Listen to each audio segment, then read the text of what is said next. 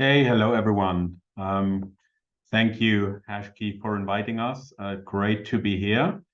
Let me share the presentation. Give me a minute. Should be up right now.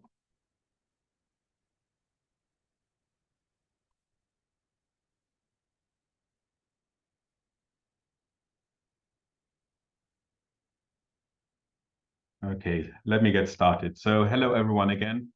I'm taking you beyond code is law today. So all of probably know the phrase code is law, meaning that in crypto, as in some other areas, you can actually code rules, and those will have a similar effect as law. Now, what we're doing with Q is we're adding a piece in the Web3 infrastructure that lets you use code as law, but actually even go beyond it. But before I get into that, let me just ask how you're all doing. If everything is fine, then maybe you don't need to listen to our presentation. But what we've seen in Web3 and crypto since pretty much the beginning is that not always everything is fine. We've seen tons of governance hacks, exploits, drama over the years, and this is the problem that we're tackling with the Q protocol. So what we're providing is shared governance security. Now, in essence, that means that protocols or projects that are building on Q or even in the future on other chains can tap into the Q governance infrastructure and protect their key parameters or key things that make the protocol more safe, that have been subject to governance attacks in the past. So by tapping into our governance infrastructure, you get an instant security upgrade, protecting not only transactions, but also governance. So meaning everything that cannot be coded. How do we do that? It's a three-step process. First of all, there is what we call the constitution, and protocols can tie into that constitution by creating their own rule sets that will be protected and adopted by the Q protocol. Secondly, there is an enforcement layer. Key element of that is something we call root nodes. So nodes that are integrated into the protocol that have a high level of incorruptibility, high level of competence, high level of reputation, that act as enforcement layer of the rules that the protocols have given themselves. Lastly, there is a method to resolve disputes in case those rule sets are in dispute and parties cannot agree what the right way of action is. Now, to make it concrete, I'll give you three examples how governance security can be adopted with Q and what the types of protocols and decisions are that can benefit from Q's governance security. So firstly, there is DeFi.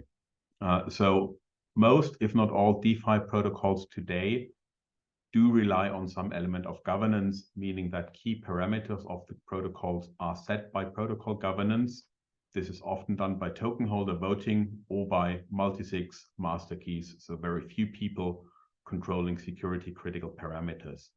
Now with Q, you can get protection of those parameters by setting the boundaries qualitatively and have those enforced by the Q protocol. This prevents DeFi rug pulls and governance exploits as we've seen in the past. MangoDAO, Solend, there have been plenty of those. You probably know the names. That's the type of thing that can be protected by Q. Secondly, liquid staking. So currently we're onboarding a liquid staking protocol where smart contract upgrades are protected by the Q governance, meaning that any upgrades of their core smart contracts where certain rules are affected will be checked or can be vetoed by Q governance, adding security in case of smart contract upgrades. Now, you may have heard of the discussion that's been taking place. There's been a blog post recently that's defined smart contract upgrades as the most pressing problem in Web3. And I think that's a valid point, because if you can arbitrarily upgrade smart contracts, that pretty much jeopardizes all of the security of the protocol. And Q can support by protecting those upgrades, making the protocol more secure. Lastly, DAOs.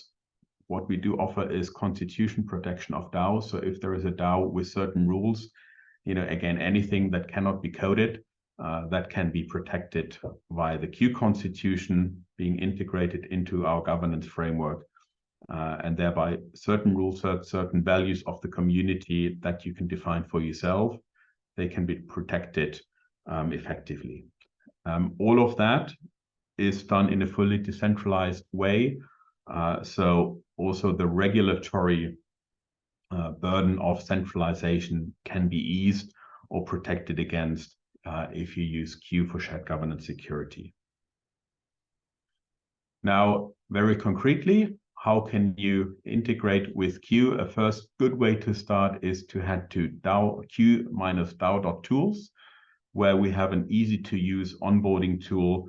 It lets you create a DAO in under 5 minutes, and that provides already basic elements like a DAO constitution that you can use.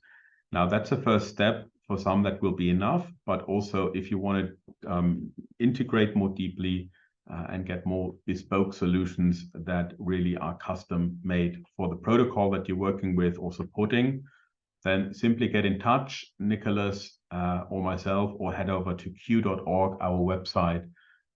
Take it from there. You'll find a link to all the socials, and it'll be easy to get in touch with someone from the community to support onboarding and customized integration with Q.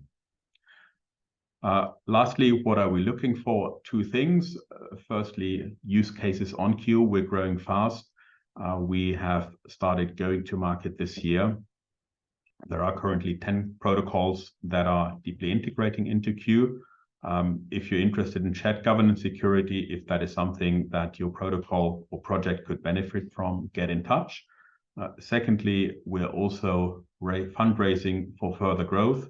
As I said, the growth is strong right now. Governance security is a thing that's required in Web3 that we believe will unlock huge amounts of value if done correctly. And to fund this further growth, we're looking for further support.